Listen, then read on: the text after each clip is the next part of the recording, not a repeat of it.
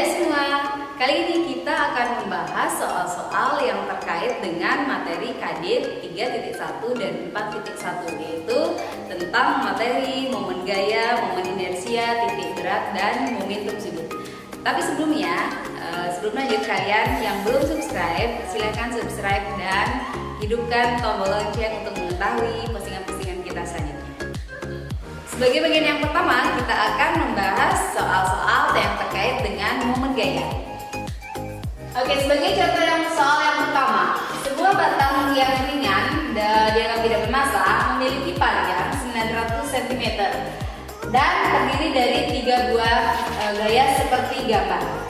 Ditanya, tentukanlah berapakah momen gaya jika suhu porosnya di A, kemudian yang kedua di B, dan yang ketiga di C. Oke, kita jawab satu persatu. Yang pertama ditanya berapakah momen gaya jika suhu porosnya di titik A. Oke, kita umpamakan batang itu adalah kertas yang ibu pegang ini. Kemudian karena pertanyaan soal nomor A yang menjadi suhu poros adalah titik A, berarti untuk menjadikan titik A suhu poros dia harus diam. Kita isi paku di sini biar dia diam. Oke, setelah itu kita cari seperti penjelasan yang lalu. Kalau ada benda yang terdiri dari 3 buah gaya, maka tahunnya juga akan terdiri dari 3 buah, yaitu tahun 1 ditambah tahun 2 ditambah tahun 3. Dianggap positif dulu. Nilai tahun 1 berapa? Karena benda 1 F1 berada di suhu porosnya sendiri, jelaslah momen gayanya sama dengan 0 karena dia R-nya atau jaraknya terhadap dirinya sendiri itu adalah 0. Jadi benda yang berada di porosnya sendiri momen gayanya pasti 0. Nah, sekarang kita cek apakah tahun 2 dan tahun 3 benar positif atau negatif. Kita cek satu persatu. Kita lihat F2 berada di titik B, dia ditarik ke samping. Jadi kalau kita bawa ke suhu sini, ini adalah F3 sin 30 derajat. Oke, ditarik ke atas. Kita lihat. Dengan suhu A sebagai poros, TB kita tarik ke atas. Ditarik ke atas. Kemana benda bergerak? Benda akan bergerak pasti ke sini, ke kiri. Sehingga tahun 2-nya di sini adalah negatif. Kita cek sekarang tahun 3. Benda 3 berada di titik C. Ya, dia ditarik oleh gaya F3 ke bawah. Kita tarik C ini ke bawah. Kemana dia bergerak? Jelaslah dia akan bergerak ke kanan searah dengan jarum jam, sehingga tahun 3 benar nilainya positif. Dari sana kita langsung turunkan min F2 kali L2, karena di sini ada sudut berarti ada sin 30 derajat ditambah F3 dikali L3 sama dengan. Oke, masukkan angkanya. 0 min berarti min F2 nilainya adalah 5 dikali L2. L2 itu adalah jarak benda 2 F2 terhadap porosnya. Ini F2 terhadap porosnya berarti terhadap suhu titik A. Berarti berapakah jarak dari B ke A? Di sana sudah diketahui jarak A ke B itu adalah 100 cm. Kalau kita jadikan meter, ini adalah 1 meter. Berarti kita tulis L2 nya itu adalah 1 kali sin 30 itu adalah setengah 0,5 ditambah F3. F3 nilainya adalah 10 dikali L3. L3 itu adalah jarak benda 3 atau benda C titik C terhadap porosnya, terhadap A. Berarti karena berada sama-sama di ujung, berarti jarak C ke A itu adalah sama dengan panjang batang ini, yaitu 900 cm atau bisa ditulis dengan 9 meter. Sehingga langsung kita ganti dengan 9. Sama dengan min 2,5 ditambah 90. Sehingga hasilnya adalah 87,5 Newton meter. Sekarang kita menjawab pertanyaan yang B, yaitu berapakah momen gaya jika suhu porosnya berada di titik B. Oke. Dengan percobaan yang tadi, kita anggap kertas ini adalah batang itu, kemudian titik D menjadi porosnya, berarti titik D-nya dia. Kita pakai paku dia untuk dia, ya. Kemudian kita lihat tahun B, kita tulis dulu kalau kalian bingung, karena ada 3 buah gaya, berarti tahun 1 ditambah tahun 2 ditambah tahun tau 3. Sama dengan kita cek satu persatu. F1 berada di titik A, kemudian ditarik ke atas sesuai dengan gambar ini. Kita tarik ke atas titik A. Kemanakah benda yang bergerak? Kita tarik ke atas. F1 pasti akan bergerak ke kanan searah jarum jam, sehingga tau satunya positif. Di tau 1, kemudian berapakah F2? Karena benda F2 berada di porosnya sendiri, berarti momen gayanya pasti 0. Kemudian kita cek benda 3. Titik C ditarik ke bawah oleh gaya F3. Kita tarik ke bawah. Kemana dia bergerak? Dia akan bergerak juga ke kanan, sehingga tau 3 juga adalah positif. Oke, kita langsung tulis tau 1 F1 kali L1 ditambah F3 kali L3. F1 5, L1 adalah jarak titik A atau F1 terhadap poros, terhadap B. Berarti sama seperti tadi, jarak dari A ke B itu adalah 1. Ditambah F3 nilainya 10 dikali L3. Berapakah L3? L3 adalah jarak F3 atau jarak titik C terhadap porosnya, terhadap titik B. Kalau panjang batang ini katanya adalah 9 meter, kemudian dari A ke B ini adalah 1 meter, berarti berapakah jarak dari BC? Tentunya adalah 8 meter. Berarti L3 itu adalah 8. Karena ingat bahwa L itu adalah jarak gaya terhadap porosnya. Oke. Setelah itu kita langsung hitung 5 ditambah 80. Sehingga hasilnya adalah 85 Newton meter. Oke, pertanyaan nomor 3 itu adalah berapakah momen gaya jika suhu porosnya di titik C atau tau C-nya berapa? Seperti tadi, boleh kalian tulis dulu. Tau C sama dengan tau 1 ditambah tau 2 ditambah tau 3. Kita cek satu persatu. Karena suhu porosnya di C, maka di C yang kita paku. Ya, biar dia diam. Seperti itu.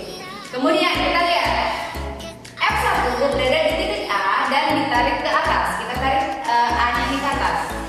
Kemana dia bergerak? Dia akan bergerak ke kanan searah jarum jam, sehingga tau 1 nilainya positif. Kita cek tau 2 sekarang. F2 berada di titik B. Berada di titik B ini. Dia ditarik oleh ke atas dengan gaya F2 sin 30 derajat. Kita tarik dia ke atas. Kemana dia bergerak? Dia juga akan bergerak ke kanan searah jarum jam, sehingga tanda tau 2-nya juga adalah positif. Kemudian tau 3 berapa nilainya? Nilainya adalah 0 karena benda berada di porosnya sendiri. Oke, setelah itu kita langsung masukkan F1 dikali L1 ditambah F2 dikali L2, jangan lupa sin 30 derajat. Sama dengan F1 5, L1 adalah jarak benda A terhadap titik C, terhadap porosnya. Berarti sama dengan panjang batang juga, itu adalah 9. Ditambah F2 itu nilainya adalah 5. L2, berapakah jarak B ke C? Jaraknya tadi adalah 8 meter. 8 dikali sin 30 adalah setengah. Sama dengan 45 ditambah ini setengah 4, ini adalah 20. Sehingga 65 Newton meter. Itu dah nilai tau jika sumbu porosnya di C. Pada bagian yang kedua, kita akan membahas soal-soal terkait dengan momen inersia. Oke, disediakan gambar seperti ini. Ada 4 partikel yang berada di suhu X dan suhu Y dengan nilai M1, M2, M3, dan M4 sudah diketahui seperti ini. Ditanya, berapakah momen inersia pada sistem ini? Oke, momen inersia karena terdiri dari 4 buah partikel, berarti momen inersianya juga adalah I1 ditambah I2 ditambah I3 ditambah I4. Sama dengan rumus momen inersia partikel adalah M dikali R kuadrat. Karena I1 berarti M1 kali R1 kuadrat ditambah M2 dikali R2 kuadrat ditambah M3 kali R3 kuadrat ditambah M4 kali R4 kuadrat. Sama dengan M1 nilainya adalah 2. R itu adalah jarak partikel terhadap porosnya.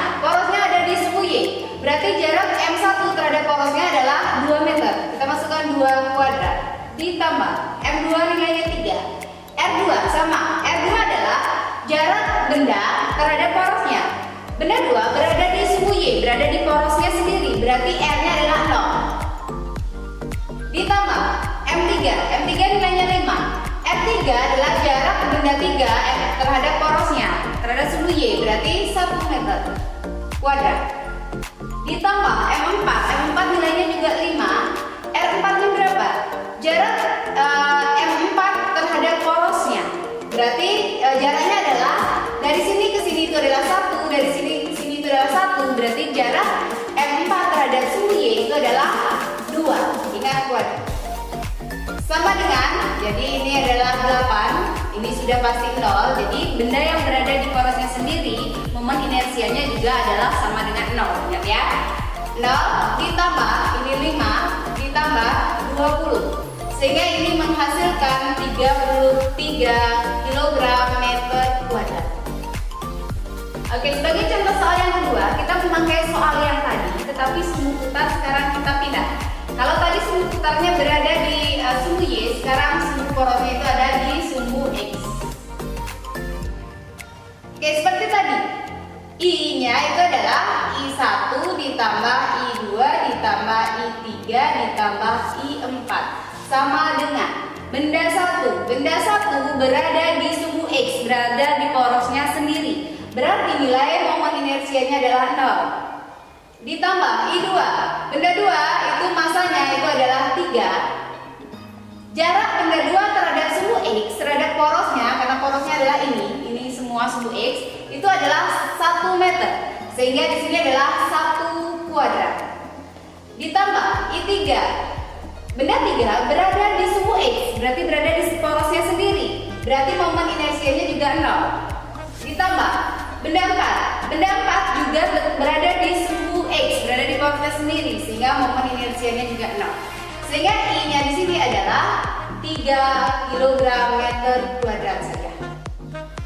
Sebagai contoh ketiga, sebuah batang bukit bermassa 2 kg memiliki panjang 6 meter dan diputar seperti gambar. Jadi dia diputar di antara ujung dan pusat. Tentukan momen inersia sistem. Oke, sesuai penjelasan yang lalu, jika sistem diputar tidak di ujung dan tidak di pusat, maka rumus momen inersianya adalah I di pusat massa atau IPM ditambah MD kuadrat. IPM di pusat massa rumusnya adalah 1/12 ml kuadrat ditambah MD kuadrat. Masukkan angka 1/12 dikali massanya 2, panjangnya adalah 6, ingat kuadrat, ditambah M-nya 2, D-nya itu adalah jarak dari sumbu poros menuju ke pusat. Berarti kalau panjang batang ini adalah 6, berarti setengah dari 6 itu adalah 3.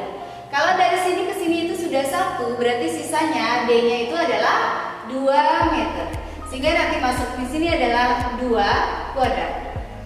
Sama dengan ini nampaknya hilang 1, ini hilang, berarti ini masih sisa 2. 2 dengan 2 hilang, sehingga di sini adalah 6 ditambah 8. Sehingga I-nya nanti adalah 14 kg meter kuadrat. Oke, sebagai contoh soal keempat yang terakhir untuk momen inersia. Sebuah katrol yang berbentuk silinder pejal dengan I silinder pejal itu adalah setengah mr kuadrat dengan massa 2 kg ditarik oleh gaya F sehingga menghasilkan percepatan sudut 4 rad per sekon kuadrat dan jari-jari silindernya adalah 10 cm. Yang ditanya, berapakah nilai dari F ini? Oke, kita tuangkan dulu dalam diketahui. Diketahui M sama dengan 2 kg. Kemudian percepatan sudut itu lambangnya adalah alfa, itu adalah 4 rad per sekon kuadrat. Kemudian jari-jari R itu adalah 10 cm atau dijadikan meter adalah 0,1 meter. Dan ditanya F-nya berapa? Oke, kita selesaikan dengan rumus yang sudah kita bahas waktu ini, yaitu hubungan antara momen gaya dengan momen inersia, yaitu sigma tau sama dengan I dikali alfa. Dari sini kita melihat bahwa tau itu rumusnya adalah F dikali R sama dengan I dikali alfa, sehingga F sama dengan I dikali alfa per R sama dengan I-nya adalah setengah MR kuadrat dikali alfa per R.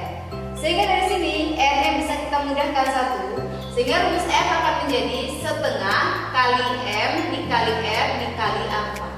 Sehingga dari sini kita mendapatkan nilai F-nya adalah setengah dikali M-nya adalah 2, kemudian R-nya adalah 0,1, kemudian alfanya adalah 4. Ini kita mudahkan lagi menghasilkan R-nya 0,4 Newton.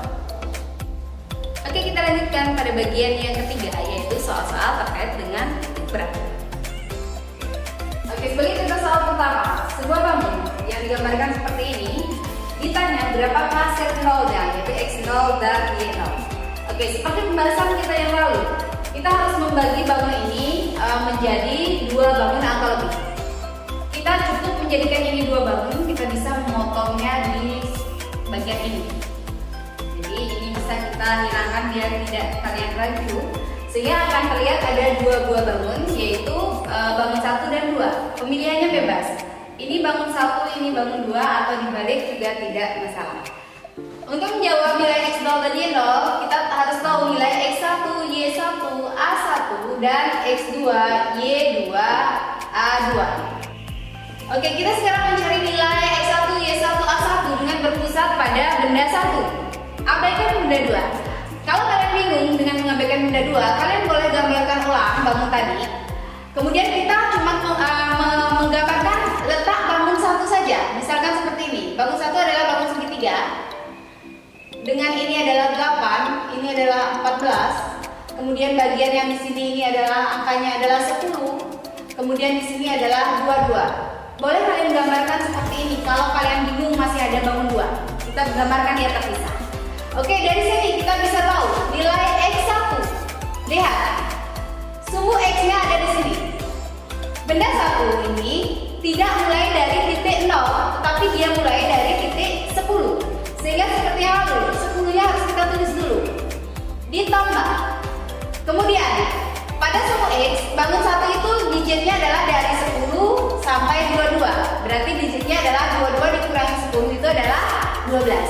Sehingga titik tengahnya itu pasti adalah setengah dikali 12 itu. Sehingga di sini akan menghasilkan 10 ditambah 6 yaitu 16. Kemudian Y1. Kita lihat ke sumbu Y. Ini adalah sumbu Y. Sumbu Y bangun 1 itu tidak juga mulai dari titik 0, tapi dia mulai dari angka 8. Sehingga di sini 8-nya harus ditulis dulu. Ditambah, karena ini segitiga, dia bukan setengah dikali panjang atau lebar, tetapi sepertiga dikali tinggi. Sama dengan 8 ditambah sepertiga dikali tinggi bangun segitiga ini berapa? Kalau dari 8 sampai 16 berarti tingginya itu adalah 6. Sehingga ini adalah 6. 8 ditambah 2 sama dengan 10.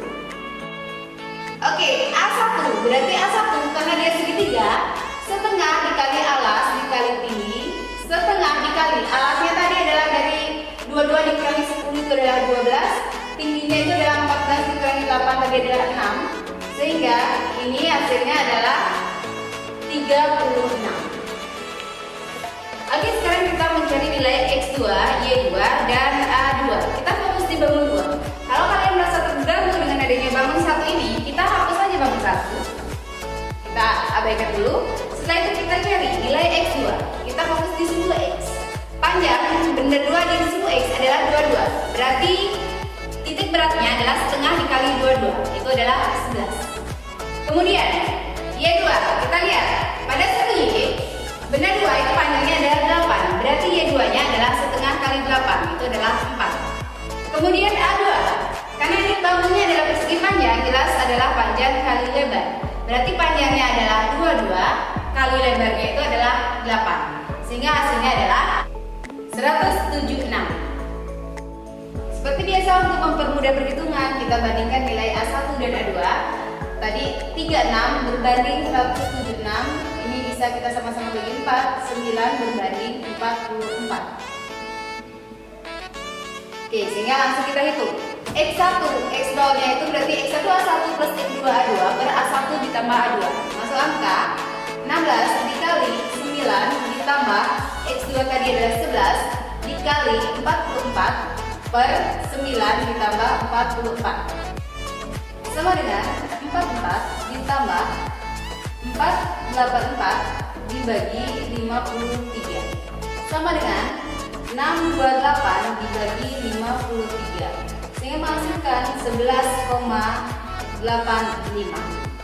Oke, kemudian Y0 itu rumusnya Y1 A1 plus Y2 A2 per A1 ditambah A2 dengan masuk angka Y1 10, A1 tadi 9 ditambah Y2 4, A2 nya 44 per 9 ditambah 44 sama dengan 90 ditambah 176 per 53 sama dengan 266 dibagi 53 sama dengan 5,02. Sehingga nilai Z0 jadi X0 Y0 nya itu adalah 11,85,5,02. Oke, sebagai contoh kedua, sediakan bangun segitiga yang di dalamnya berisi bangun persegi yang bolong. Jadi ditanya, tentukanlah Z0 yaitu X0 dan Y0 nya. Oke, seperti biasa, kita harus membagi bangun ini. Jadi boleh kita sebut yang mana bangun 1 dan bangun 2. Jadi kalau kita mau yang segitiga bangun 1 berarti yang segi 4 bangun 2 atau dibalik tidak masalah. Oke, sekarang kita tentukan berapakah nilai X1, Y1, dan A1 dari gambar ini. Kalau kalian bingung dengan adanya segi 4 yang di dalam seperti tadi, boleh kamu abaikan dia. Anggap bangun segitiga itu adalah dia sendiri seperti ini. Oke, dari sini kita akan tahu bahwa nilai X1-nya, berarti kita fokus di sumbu X. Panjang di sumbu X-nya adalah 20, berarti nilai X1 adalah setengah dikali 20, itu adalah 10. Y1, kita lihat. Bangun 1 ini dari titik 0, tingginya itu sampai di 18. Berarti karena dia segitiga, sepertiga dikali tinggi, berarti sepertiga dikali 18, itu adalah 6. A1 itu adalah setengah kali alas kali tinggi. Berarti setengah dikali alasnya adalah 20, tingginya adalah 18. Ini bisa dimudahkan sehingga jawabannya 180 A1. Oke, sekarang kita mau mencari berapakah nilai X2, Y2 dan A2. Kita fokus di bangun 2 yang bolong ini. Kalau kalian bingung juga dengan keberadaan bangun 1, kita hapuskan saja bangun 1 biar tidak mempengaruhi mata kalian di bangun 2.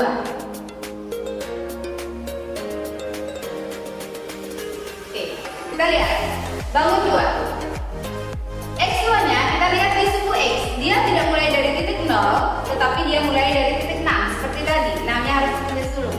Ditambah setengah dikali dari 6 ke 8, berarti 8 dikurangi 6 itu adalah 2. Sehingga ini adalah 6 ditambah 1 itu adalah 7. Kemudian Y2 kita lihat. Bangun 2 dari 0 sampai 4, berarti setengah dikali 4 itu adalah 2. A2 karena dia persegi panjang kali lebar, berarti tadi adalah 4 dikali ini berarti 2 sehingga 8. Oke, kita cari perbandingan A1 dan A2 untuk mempermudah. 180 berbanding 8. Ini bisa kita sama-sama bagi 4. 45 berbanding 2.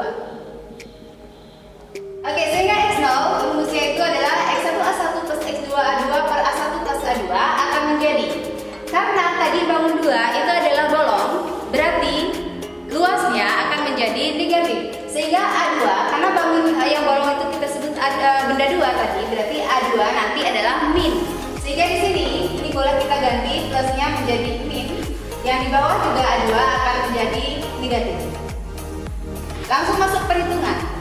X1 10, A1 tadi adalah 45 dikurangi X2 7, A2 2 dibagi A1 45 dikurangi 2 sama dengan 450 dikurangi 14 per 43 sama dengan 436 dibagi 43. Sini adalah 10,14. Sudah X0.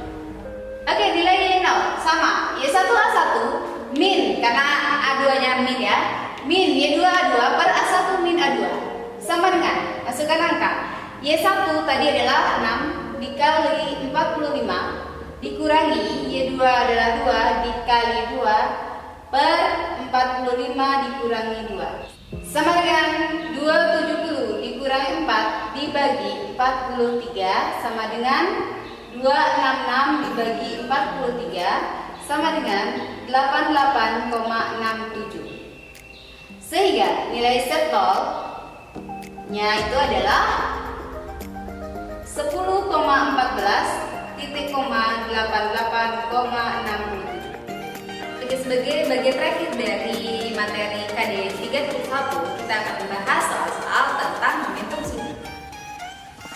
Oke, sebagai contoh soal, seorang penari balet dengan tangan terentang mempunyai momen inersia 6,4 kg/m² dan berotasi dengan kecepatan sudut 10 rad per sekon.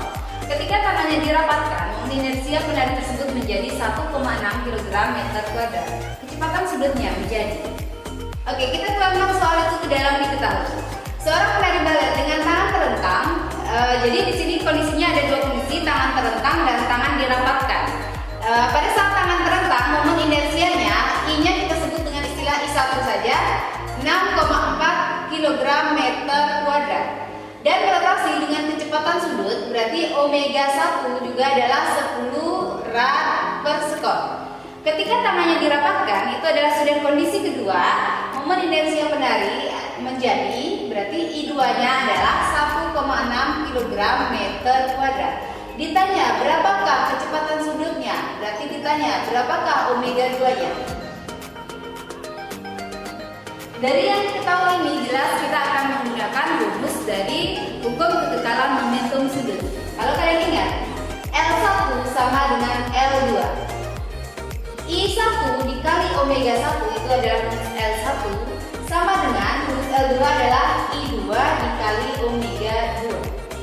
Sehingga kita masukkan angka I1 6,4 dikali omega 1-nya 10 sama dengan 1,6 dikali omega 2. Ini bisa kita mudahkan, sama-sama bagi 1,6 ini adalah 4. Sehingga 40 sama dengan omega 2. Atau bisa kita tulis omega 2 sama dengan 40 rad per sekon. Inilah jawabannya.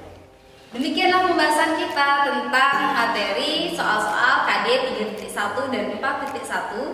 Semoga bermanfaat, dan kalau dirasa bermanfaat silakan komen atau like atau share, dan jangan lupa subscribe bagi yang belum subscribe agar kita bisa semangat melanjutkan membuat video-video selanjutnya.